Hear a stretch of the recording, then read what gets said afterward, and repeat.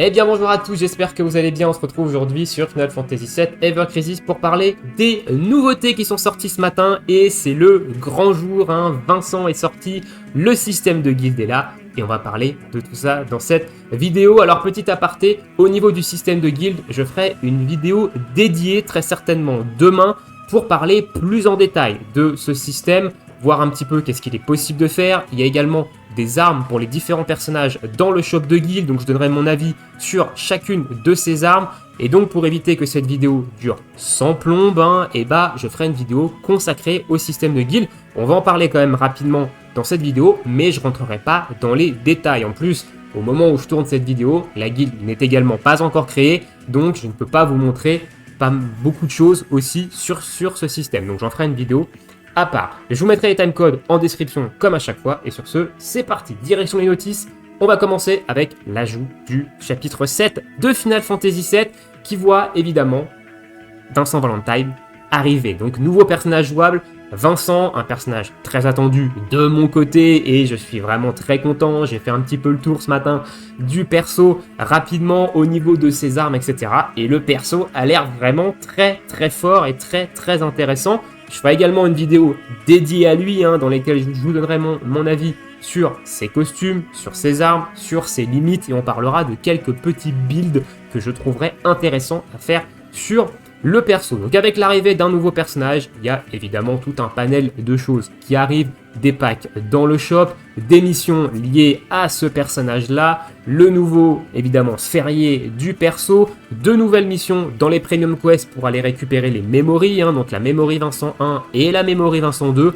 Pensez à aller les faire, ça donne 30 cristaux chacune, c'est 60 cristaux de récupérer. On a également tout un pool d'armes qui a fait son entrée dans les tickets et qui est disponible également dans les wishlists de bannières. On peut également dropper ses memories dans les collectes Hightwing, etc. Enfin, tout ce qui arrive évidemment avec l'arrivée d'un nouveau perso en jeu. Ensuite, on a une campagne qui accompagne cette sortie de chapitre. On va avoir un logging bonus qui va nous donner jusqu'à 130 tickets de personnages exclusifs, donc une multi par personnage. Donc tous les jours, on va avoir une multi en tickets sur l'un ou l'autre des persos. Donc 130 tickets, je sais pas combien, on n'a pas 13 persos actuellement je crois, mais on aura au moins une multi par perso et peut-être qu'on aura un peu plus de tickets pour Vincent. À voir, faut que je vois un petit peu le détail du login bonus, mais on aura en tout 13 multi d'armes spécifiques au personnage. On a également des missions de campagne qui sont propres un petit peu à Vincent, qui vont nous permettre de récupérer des tickets d'invocation d'armes pour lui, pas mal de memory également pour monter son sphérié, donc ça c'est également très cool. Et on a évidemment le fameux bonus XP, donc 400% de bonus d'XP sur le personnage, ce qui permet de le monter assez rapidement, sachant que le personnage commence au niveau 49, donc il y a 31 niveaux à monter pour le monter niveau 80. Si mes maths du matin sont bons, 49 plus 31, ça doit faire 80 je pense. Voilà, je pense pas m'être trompé. Donc 31 niveaux, ça va se faire relativement rapidement avec le petit 400% de boost. Un logging bonus, encore une fois, qui va nous donner jusqu'à 1500 cristaux, donc la moitié d'une multi. Et ensuite, ce sont les fameux packs et portails payants dédiés aux armes du personnage. Donc ça, on commence évidemment à avoir l'habitude. Ensuite, nouvelle tour, du coup, la Golden Tower. J'en ai parlé hier. On ne savait pas les personnages qui allaient être sur cette tour et il n'y en a pas 3, mais il y en a pas 4, mais il y en a 3 seulement des persos et je trouve ça pas terrible, honnêtement. Je trouve pas ça terrible parce qu'on va aller le voir, mais cette Golden Tower, elle va vous demander de jouer Vincent. Évidemment, c'est une tour pour aller récupérer notamment les nobles memories de Vincent, mais c'est une tour, vous l'avez vu juste ici, je suis allé un petit peu trop vite, où les deux autres persos, c'est Iris et Lucia. Vous ne pouvez utiliser que ces 3 personnages là sur cette Golden Tower. Alors pourquoi je trouve ça dommage qu'ils aient mis 3 et pas 4 persos?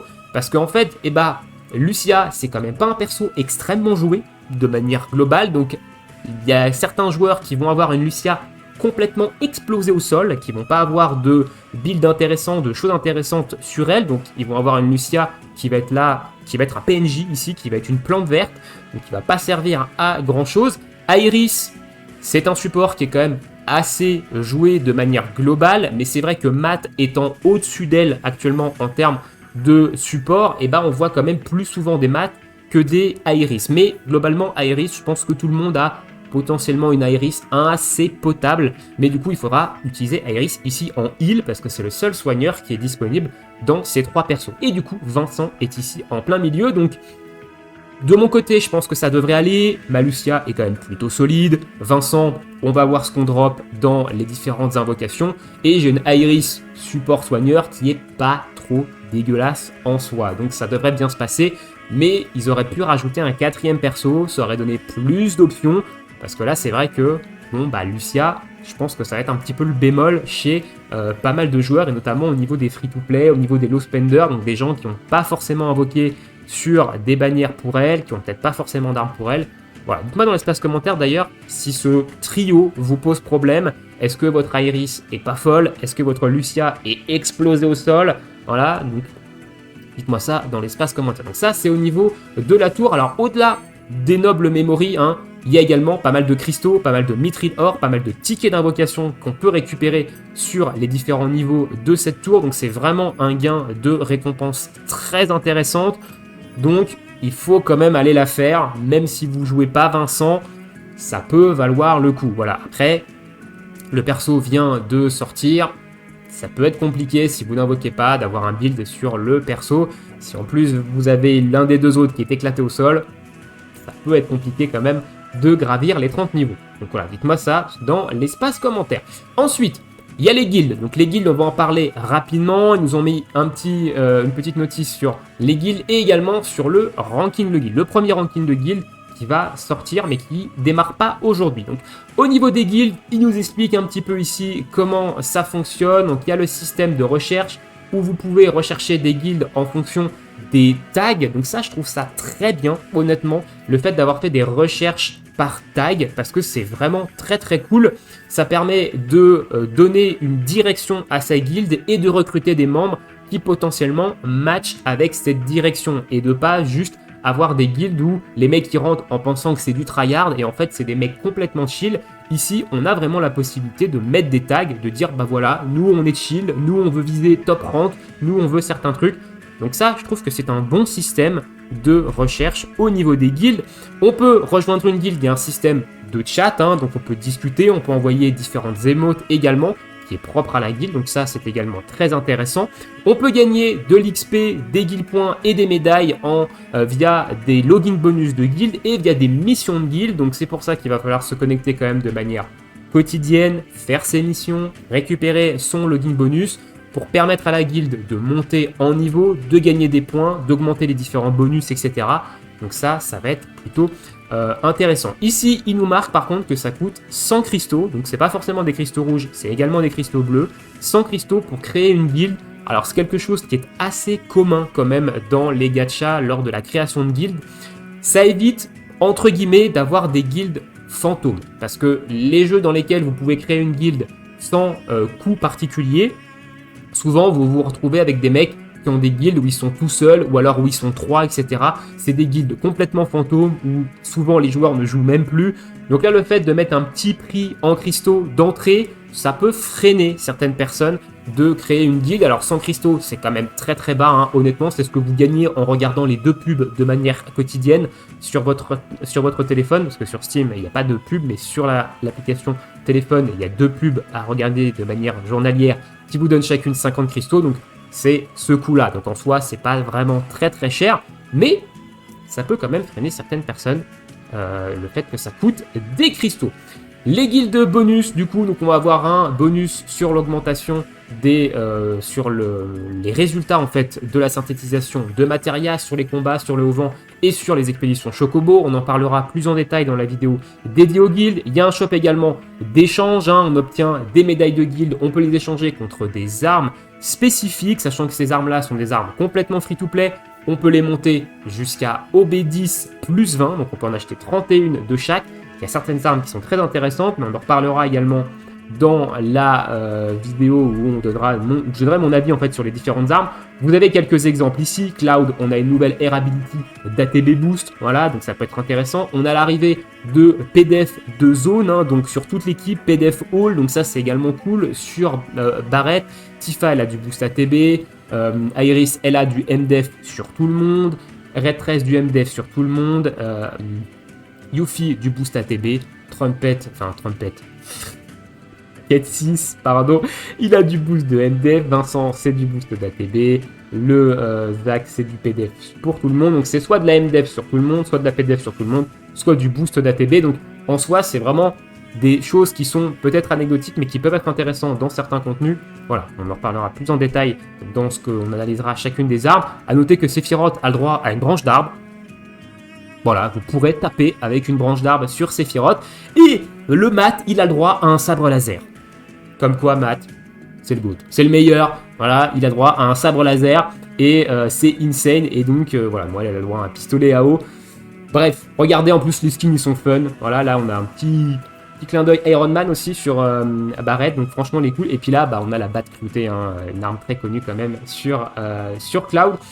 Voilà, au niveau des guilds, comme j'ai dit, vidéo avec un petit peu plus de détails dessus. Le ranking de guild, donc il va démarrer à partir du 25 juillet, 4h du matin. Donc le 25 juillet, c'est jeudi de la semaine prochaine, donc dans une semaine, voilà. Je ne sais pas encore trop comment ça va se passer, donc il va falloir team up avec sa guilde pour défaire des boss et augmenter son score, hein. Ça va être très similaire à ce qu'on a dans les rankings solo. On peut utiliser des équipements additionnels pour augmenter nos boosts, donc ça c'est très intéressant également, hein. On peut se servir d'armes qu'on se sert absolument pas pour aller récupérer des boosts et augmenter évidemment sûrement nos dégâts, donc ça on verra un petit peu plus en détail quand ça sortira semaine prochaine. Et après on a une période de mock battle, je pense, donc les voilà, stratégie période, you can only attendre mock battle. Donc les mock battle à mon avis c'est des batailles de test, vous pouvez tester des configurations, tester des builds pour voir un petit peu comment évidemment comment s'organiser pour faire le plus de points. Et on a ici les rewards sur les rankings, donc des médailles de guild, intéressant pour acheter les armes free-to-play, des mithril or et des mithril lingots. Il ne parle pas de cristaux ici, donc ça c'est très intéressant, hein, le fait que les récompenses de ranking ne prennent pas en soi des cristaux. Voilà. Et du coup, voilà. Donc ça, on en parlera plus en détail la semaine prochaine quand on aura le détail de ça, hein, évidemment, où on aura peut-être plus d'informations dans la vidéo consacrée aux guildes.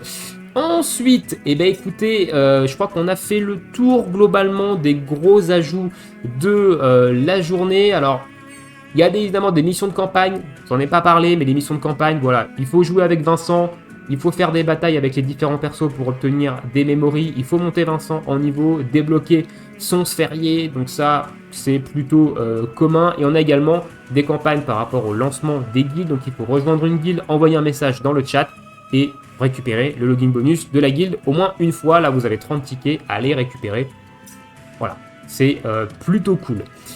On va passer à la bannière de Vincent et my bad, déjà je fais mon mea culpa direct parce que c'est pas une bannière featurée, donc ils ont vraiment pas fait la même chose que sur les 3 derniers persos sortis. Donc Sephiroth, Yuffie et Getsit avaient une bannière featurée quand ils sont sortis, donc l'arme de cette bannière pouvait être wishlist. Là c'est une bannière de type limit break, donc c'est quelque chose de totalement différent parce que c'est une bannière similaire aux bannières du demi-anniversaire. Donc ça veut dire que l'arme que on a ici dans cette bannière, donc le White Dog, ne sera pas dans les wishlists des prochaines bannières, hein, du moins pas des bannières normales. Donc ça change quand même pas mal la donne sur le fait d'invoquer ou non sur Vincent, de s'arrêter au costume ou non, parce que vu que c'est un limit break, de mon point de vue, il faut au moins aller chercher au B6 l'arme, vu qu'elle va pas revenir tout de suite et qu'elle ne peut pas être wishlist dans les prochaines bannières. Ça change un petit peu la donne. Autre information, vu que c'est une bannière limit break, on a l'info, est-ce que les précédentes armes des bannières limit break, à savoir Cloud, Sephiroth, Zack et Glenn, est-ce qu'elles sont disponibles dans cette bannière? La réponse est non. On ne peut pas wishlist les armes des dernières bannières limit break dans la bannière limit break de Vincent. Et ça m'amène à une théorie. Je pense qu'on pourra wishlist les armes limit break des précédentes bannières limit break seulement sur une bannière limit break où le perso est mis en avant. Par exemple sur Cloud, si sur la bannière limit break, il n'y a pas Cloud qui est mis en avant, donc il n'y a pas d'arme de Cloud et de costume de Cloud mis en avant sur la bannière limit break qui sort, on ne peut pas wishlist les précédentes armes limit break de Cloud. Je pense que ça va se goupiller comme ça. On aura la confirmation lors de la prochaine bannière limit break de Cloud. Ça sera très certainement à l'anniversaire qu'on aura ce style de bannière, si c'est pas une bannière crossover qu'on a. Mais malheureusement, on ne peut pas wishlist dans cette bannière limit break de Vincent les précédentes armes limit break. Et c'est quand même marqué dans la notice, hein, on va revenir ici dans la notice des armes limit break, ils le mettent bien ici, tac tac tac, au niveau des armes. Alors c'est où? Donc là il parle de l'arme, il parle de la weapon, où est-ce que c'est marqué? Donc le gear peut revenir dans le futur, maintenant on sait comment ils vont y run les gears, et du coup voilà. Limited Edition Weapon and Gear featuring Drum may reappear in the future. Et ici, ils mettent que l'arme limitée limit break will not be added to any other draw other than limit break draw. Donc ça veut dire que en fait, cette arme-là ne sera pas ajoutée dans la wishlist d'autres bannières en dehors des bannières limit break. Mais à mon avis, si la bannière limit break n'a pas Vincent en tête d'affiche, du moins, on ne pourra pas wishlist son arme des précédentes bannières. C'est comme ça que je le vois. Voilà, c'est comme ça que je le vois un petit peu. Bref, c'est parti. Analyse. Donc, il n'y a que lui sur la bannière. Hein, dans des datamine, on pensait qu'il allait avoir un Yuffie en plus, mais non. Il n'y a que lui sur cette bannière. Donc, est-ce que c'est intéressant d'aller invoquer seulement pour lui? Si vous comptez jouer le perso, oui, clairement. Honnêtement, je pense que si vous comptez que ce soit l'un de vos personnages principaux, il va falloir invoquer, je pense. Si vous comptez pas le jouer, vous pouvez skip. Honnêtement, vous pouvez skip. Alors, niveau costume, j'aime pas mal. J'aime pas mal le costume, mais je me demande si je ne préfère pas quand même le costume de base. Le skin du costume de base. Donc ça, c'est le costume qu'on avait vu dans la vidéo, hein, dans les vidéos de présentation que je vous ai montré dans ma vidéo d'hier. C'était bien son costume bannière, et il est quand même plutôt sympa. Il est plutôt sympa, mais je pense que je préfère quand même le skin de base du perso. Son costume, évidemment, Reprieve, donc la nouvelle air habilité, hein, qui nous permet de survivre à la mort, hein, ici. Donc on sait que ça peut proc qu'une seule fois. Ici on a un Reprieve de plus 15, donc on a un Reprieve de level 3. Ça fait que quand on va avoir une attaque qui devrait nous tuer, ça va nous restaurer 25% de nos max PV et nous mettre un buff d'invincibilité pendant 10 secondes. Voilà. Donc c'est assez fort, globalement. C'est assez fort. Maintenant, est-ce que c'est indispensable? Au vu du contenu actuel, non. On a bien fait sans cette air habilité jusque-là, donc honnêtement, c'est quand même quelque chose qui est skippable. Voilà, on ne sait pas quel est le contenu qui va sortir après. Peut-être que dans les prochains contenus, cette air habilité sera vraiment forte. Actuellement, c'est fort, certes, parce que ça vous empêche de mourir, ça vous rend invincible pendant 10 secondes, et ça vous rend 20% de vos max PV, mais on a fait 100 jusqu'à maintenant. Voilà. Et derrière, c'est un Arcanum de terre, donc très intéressant parce que du coup, c'est un costume en fait qui va augmenter vos dégâts de terre de manière globale, que ce soit magique ou que ce soit physique aussi. Donc c'est un Arcanum assez versatile en soi entre magique et physique.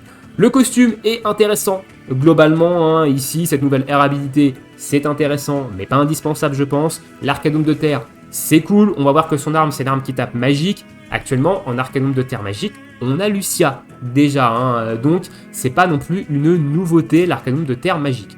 Au niveau de son arme maintenant, alors le White Dog, et le White Dog c'est une arme élémentaire plutôt classique qu'on a eu ces derniers temps. Donc on va avoir une attaque magique de terre sur une cible et on va gagner 20% de dégâts sur cette attaque magique si la cible elle a au moins un debuff. Les debuffs c'est des choses qu'on met quand même assez régulièrement maintenant, donc l'arme elle va taper quand même assez fort et on a une augmentation ici de la limite de 5%. Alors ça augmente avec les OB, hein. Ici on a 4% de base, OB6 on a 5% et OB10 on a toujours 5%. Donc OB6 on a 5% de limite supplémentaire sur le perso. c'est pas négligeable parce que si vous avez regardé ses limites, elles coûtent très cher en points. Elles sont très longues à monter, elles sont l'équivalent d'un Bahamut, hein, donc c'est très très long. Donc voilà, elles frappent très fort, certes, mais elles sont très longues à monter, donc cette nouvelle mécanique est plutôt intéressante. Air habilité, M attack all, donc comme les armes de Zac et Sephiroth du demi-anniversaire, donc ça reste très intéressant comme air habilité, hein, que ce soit en arme principale ou même en sub dans une équipe magique. Voilà, si vous galérez un petit peu sur l'attaque magique, potentiel de terre classique sur une arme de dégâts élémentaires. Et au niveau des matérias, M attack, sigil triangle, ça reste quand même plutôt classique. Donc en soi, la bannière, elle est ok, je trouve. Hein. Pour Vincent, ça nous donne une entrée de build de DPS de terre, surtout que l'arme qu'on a eue gratuitement, le Chiron, donne une baisse de résistance à la terre. Hein. Première arme d'ailleurs qui donne la baisse de résistance à la terre, je crois, si je me trompe pas. Une arme qui combote très bien avec son arme bannière.